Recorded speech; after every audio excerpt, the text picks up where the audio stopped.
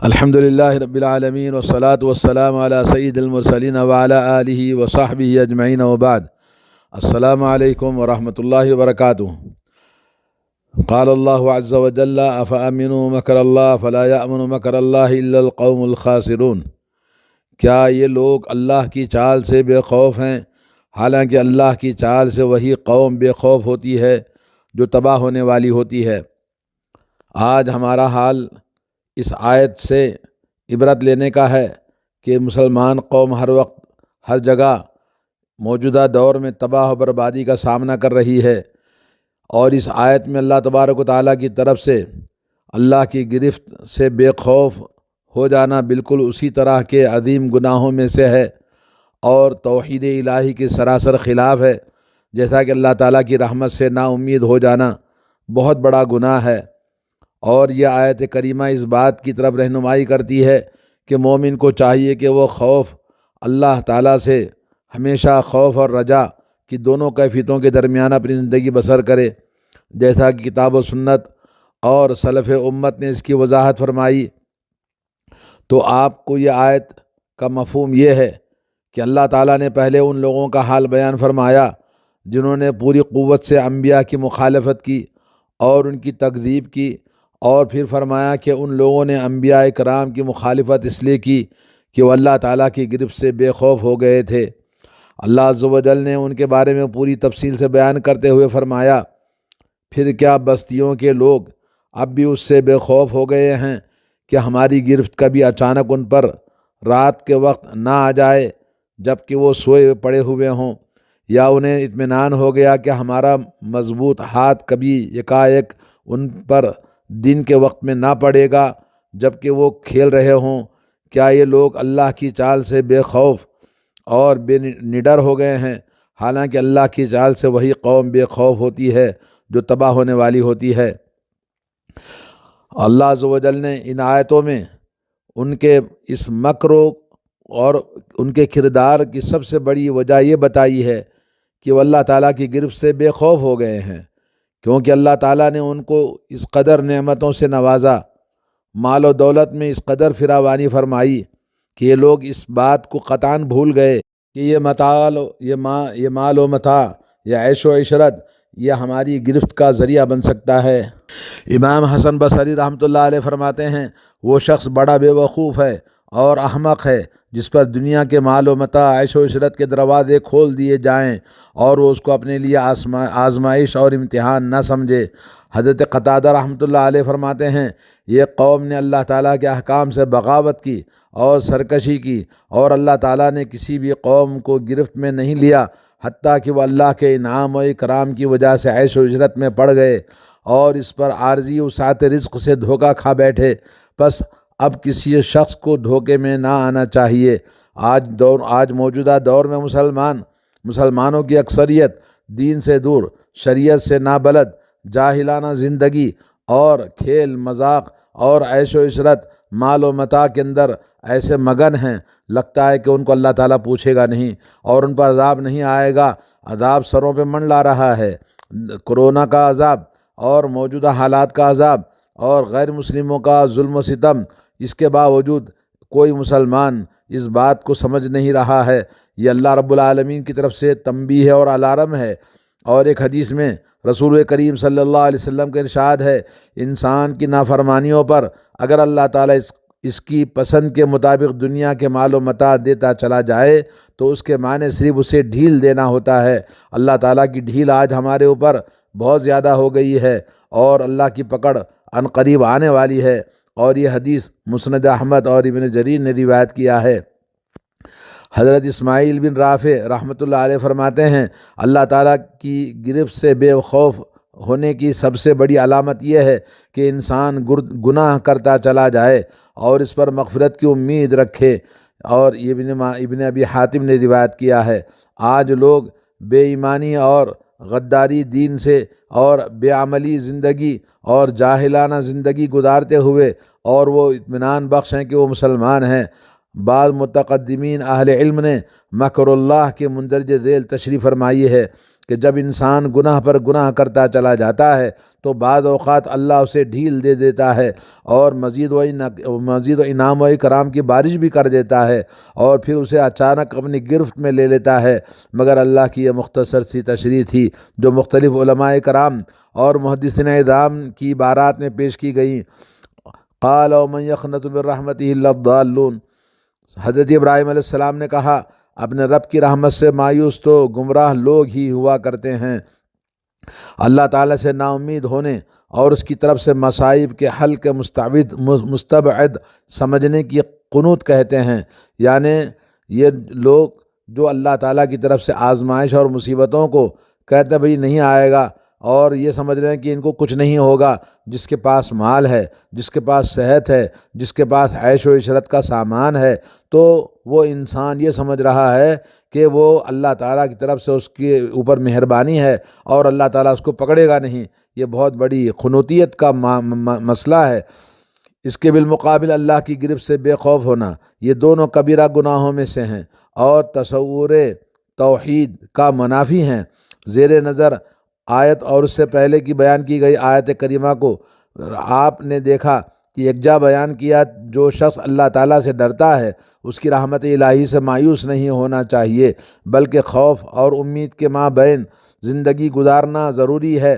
انسان اپنے گناہوں سے ڈرتا اور اس کی اطاعت میں عمل صالح کرتا رہے اور پھر اس کی رحمت کی امید بھی رکھے اور امیدوار رہے، جیسا کہ اللہ تعالیٰ فرماتا ہے بھلا اس شخص کی روش سے بہتر یا اس شخص کی جو مطیع و فرمانبردار ہے، رات کی گھڑیوں میں کھڑا رہتا ہے اور سجدے کرتا ہے، آخرت سے ڈرتا ہے اور اپنے رب کی رحمت سے امید لگائے رہتا ہے۔ سورہ زمر آیت نمبر 9۔ دوسرے مقام پر فرمایا جو لوگ ایمان لائے اور جنہوں نے اللہ کی راہ میں اپنا گھر بار چھوڑ کر اللہ کے راستے میں جہاد کیا، وہ رحمت الہی کے جائز امیدوار ہیں اور اللہ تعالیٰ ان کی لغزشوں کو معاف کرنے والا اور اپنی رحمت سے انہیں نوازنے والا ہے۔ سورہ بقرہ آیت نمبر 218۔ دوستو، اللہ تعالیٰ اور اس کے رسول صلی اللہ علیہ وسلم کی اطاعت و فرمانبرداری کو چھوڑ کر نافرمانی اور گناہوں پر اصرار کرنا اور اس پر بخشش کی امید رکھنا شیطان کا زبردست دھوکہ اور فریب اور اس کی عیاری اور مکاری میں گمراہ ہونا ہے، تاکہ بندے کو خوفناک کیفیت میں ڈال دے اور ان اسباب و ذرائع کے قریب بھی نہ آنے دے جن کی وجہ سے انسان نجات حاصل کر سکتا ہے۔ یہ شیطان کی چال ہے، لیکن اہل ایمان اور اہل توحید میں پکے افراد کا ہمیشہ یہ دستور رہا ہے کہ وہ اللہ تعالیٰ سے ڈرتے ہیں اور اللہ سے ڈرتے ہوئے ان اسباب سے دستکش نہیں ہوتے جن سے کامیابی اور نجات ممکن ہے۔ وہ اللہ کے عذاب سے بھاگتے ہیں اور اس کی بخشش کی امید رکھتے ہیں اور ان کے سینوں میں اجر و ثواب کی توقع پنہاں ہوتی ہے۔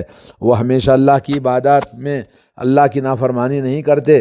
آج مسلمانوں کا حال یہ ہے کہ وہ نمازیں نہیں پڑھتے، وہ مسجدوں کو آباد نہیں کرتے اور وہ اللہ رب العالمین کی نافرمانیوں پر نافرمانیاں کیے جا رہے ہیں۔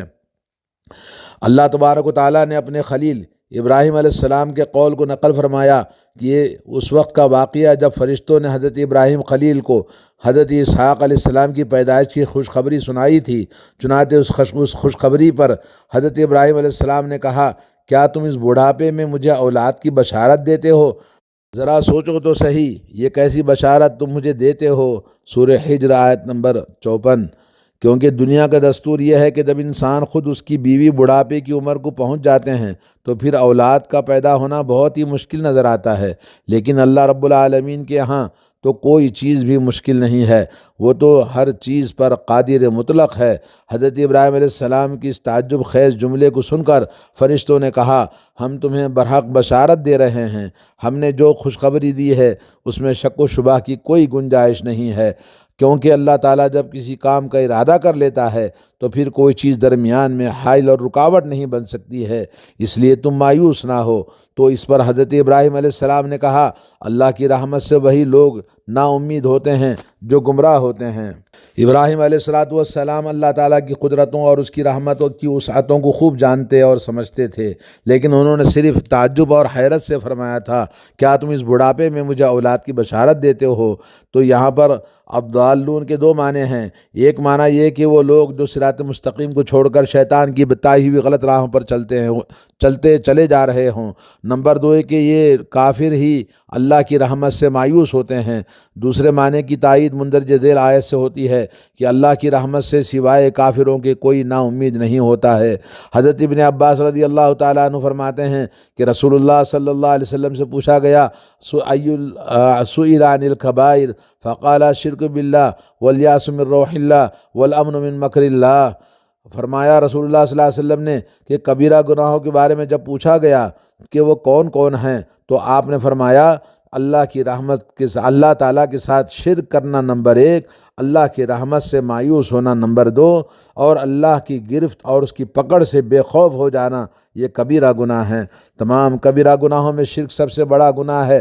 علامہ ابن قیم فرماتے ہیں اللہ تعالیٰ کے ساتھ شرک کرنا توحید ربوبیت کے ختم کرنا اور توحید الوہیت کو ناقص قرار دینے اور اللہ تعالیٰ کے بارے میں سوء ظن کے مترادف ہے۔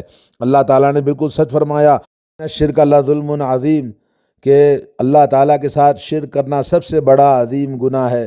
لہذا ثابت ہوتا ہے کہ مندرجہ بالا کے وجوہ کی بنا پر شرک جیسے گناہ کو بغیر توبہ کیے اللہ تعالیٰ معاف نہیں کرے گا، اور مشرک ہمیشہ کے لیے وہ جہنم میں ہوتا ہے۔ آج جو لوگ درگاہ، فاتحہ، بابا، نیاز، نظر و نیاز، پیر اور فقیر اور یہ سب گھروں کے اندر تعویذ، گنڈے، پلیدے اور یہ مختلف قسم کے فاتحہ، نیازیں، یہ سب کا سب شرک کا پلندہ ہیں۔ جن امور کے سلسلے میں اللہ تعالیٰ سے ڈرنا چاہیے اور جن امور کی توقع کی جاتی ہے ان کے بارے میں اللہ تعالیٰ سے امید اور توقع ختم کر لینا نا امیدی کہلاتا ہے۔ اللہ تعالیٰ کے بارے میں یہ سوء ظن کی بدترین مثال ہے۔ انسان کو مہلت پر مہلت دیتے جاتا ہے اللہ عز و جل، اور اس کے دل سے ایمان کی دولت کو سلب کر لیتا ہے۔ یہ اس بات کی علامت ہے کہ انسان اللہ کے بارے میں بڑا جاہل اور بے وقوف ہے اور اپنے بارے میں خود فریبی میں مبتلا ہے۔ یہ بات یاد رکھنے کی چاہیے کہ زیر بحث حدیث میں صرف 3 کبیرہ گناہوں کا ذکر ہے، اس کے علاوہ بھی بہت سارے کبیرہ گناہ ہیں۔ کتاب و سنت میں ان تینوں کو بہت ہی اہمیت حاصل ہے۔ یہ تمام کبیرہ گناہوں میں سر فہرست ہیں۔ محققین، علماء کرام اور محدثین اعظام کی تصریحات کے مطابق کبیرہ گناہوں کے متعلق مندرجہ ذیل اصول سامنے رکھنے چاہیے کہ ہر گناہ جس کے متعلق اللہ تعالیٰ جہنم کی وعید سنائے، یا جس کے مرتکب کو ملعون قرار دیا جائے، یا اللہ تعالیٰ کے غضب اور عذاب کی وعید سنائی جائے، یا بقول امام ابن تیمیہ ایمان کی نفی کی جائے، وہ سب کبیرہ گناہ ہوتے ہیں۔ اور وہ بھی کبیرہ گناہ ہے جس کے مرتکب سے رسول اللہ صلی اللہ علیہ وسلم اپنی برات کا اظہار کرتے ہیں، جیسے کہتے ہیں وہ ہم میں سے نہیں ہے، یا جس کے بارے میں آپ صلی اللہ علیہ وسلم یہ فرما دیں کہ وہ ہم میں سے نہیں ہیں۔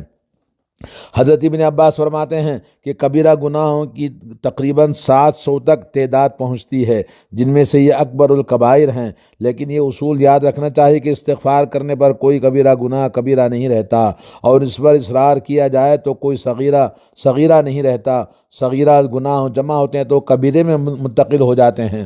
حضرت ابن عباس فرماتے ہیں قال اکبر الکبائر الاشراک باللہ، کہ انہوں نے اللہ کے نبی سے جب سوال کیا تو اللہ کے نبی نے فرمایا کہ کبیرہ گناہ یہ ہے کہ اللہ تعالیٰ کے ساتھ شرک کیا جائے، نمبر 2 اس کے مکر سے بے خوف اور نڈر ہونا یہ نمبر 2 ہے، اور نمبر 3 اس کی رحمت اور اس کے کرم سے نا امید اور مایوس ہو جانا کبیرہ گناہوں میں سے ہے۔ آج مسلمانوں کے اندر ایک طرف کچھ لوگ مایوسی کا شکار ہیں تو کچھ لوگ بے خوف و خطر گناہوں پر گناہ کیے جا رہے ہیں۔ تو انسان کے اندر ہر کلمہ پڑھنے والے کے لیے دونوں چیزیں بہت ہی خطرناک ہیں، یعنی اللہ تعالیٰ کی پکڑ سے بے خوف ہو جانا اور دوسرا اللہ کی رحمت سے مایوس ہو جانا۔ جبکہ مومن مسلمان کو خوف اور رجا کے درمیان رہنا چاہیے۔ جب اللہ تعالیٰ سے ڈرے تو اس کی رحمت سے مایوس اور بد دل نہ ہو، بلکہ اس کی رحمت کی امید کا چراغ دل میں روشن رکھے۔ سلف صالحین پسند کرتے تھے کہ صحت میں خوف کا غالب رہے اور بیماری میں امید غالب ہو جائے۔ ابو سلیمان الدرانی کا یہی طریقہ تھا اور یہی دستور انہوں نے بیان کیا ہے بلکہ کہتے ہیں کہ دل پر خوف کا غلبہ ہونا چاہیے، کیونکہ اگر خوف پر رجا غالب آ گئی تو دل کی دنیا میں فساد برپا ہوگا۔ اللہ کا ارشاد ہے، جو لوگ بے دیکھے اپنے رب سے ڈرتے ہیں یقیناً ان کے لیے مغفرت ہے اور بڑا اجر ہے۔ سورہ ملک آیت نمبر 12۔ اور اس دن سے ڈرتے رہتے ہیں جس میں دل الٹنے اور دیدے پتھرا جانے کی نوبت آ جائے گی۔ سورہ نور۔ اور جو دے سکتے ہیں دیتے ہیں، اور ان کے دل اس بات سے ڈرتے رہتے ہیں کہ ان کو اپنے رب کی طرف پلٹنا ہے، یہی لوگ نیکیوں میں جلدی کرتے ہیں اور ان کے لیے آگے نکل جاتے ہیں۔ سورہ مومنون۔ کیا جو رات کے اوقات میں سجدے اور قیام سے اللہ کی عبادت کرتا ہے اور آخرت سے ڈرتا ہے اور اپنے رب کی رحمت کا امیدوار ہے؟ سورہ زمر آیت نمبر 9۔ ان تمام آیتوں میں اللہ رب العالمین نے یہاں پر خوف کو امید سے مقدم گردانا ہے، تاکہ انسان پہلے اللہ تعالیٰ کا ڈر اور اس کا خوف، اس کا تقوی ہمارے اندر موجود ہو، پھر اللہ تعالیٰ کی رحمت سے ہم مایوس نہ ہوں، بلکہ اللہ تعالیٰ کی امید ہمارے دلوں میں ہمیشہ جلائے رہے، اور اپنے اللہ رب العالمین کی رحمتوں کی امید اپنے دل میں ہمیشہ اللہ تعالیٰ سے دعا، اپنی رحمت، اللہ کی رحمت کے لیے اور اس کی مغفرت کے لیے اور اس کی بخشش کے لیے ہمیشہ امید رکھنا چاہیے۔ اللہ تعالیٰ سے دعا ہے کہ اللہ تعالیٰ ہمیں ایمان کی اصلاح کرنے کی توفیق عطا فرمائے اور ان دونوں گناہوں سے اللہ تعالیٰ ہم سب کو بچائے۔ نمبر 1، اللہ تعالیٰ کے پکڑ، اس کا گرفت اور اس کی عذاب سے ڈر بے خوف ہونے والے قوم تباہ ہونے والی ہوتی ہے، اور دوسرا اللہ رب العالمین کی رحمت سے مایوس ہو جانا، دونوں چیزیں گناہ ہیں، کبیرہ ہیں۔ اللہ تعالی ہم سب کی اصلاح فرمائے۔ وصلی اللہ علی نبینا محمد۔